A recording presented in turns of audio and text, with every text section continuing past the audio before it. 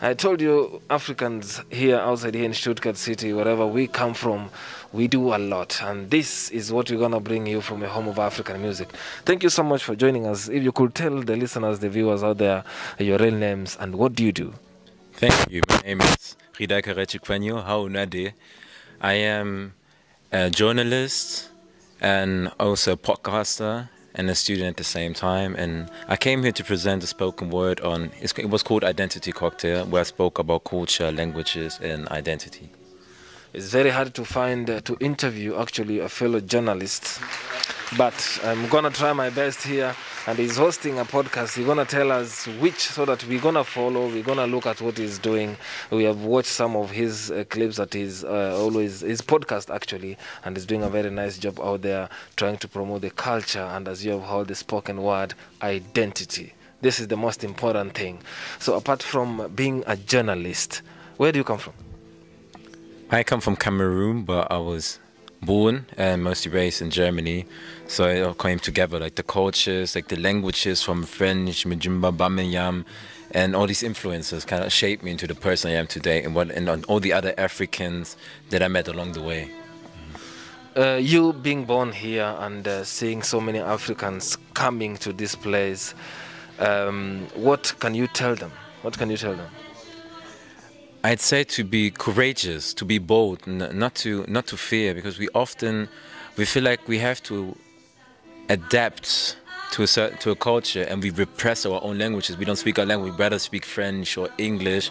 But I feel like there's beauty in Swahili, there's beauty in Yoruba, in Igbo, in Shona, and they should be celebrated. And we should not be afraid of who we are, because what we are is all that we can be.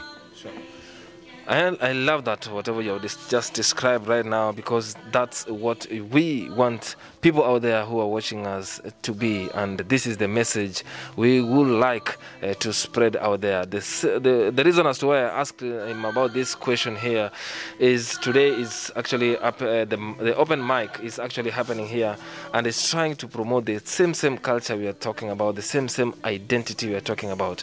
When you were contacted from the organization that organized this here tonight, what came into your mind? I was excited because we have been through Corona, and last year was cancelled. So that was another opportunity to meet fellow Africans, I'd say, and also African diasporians.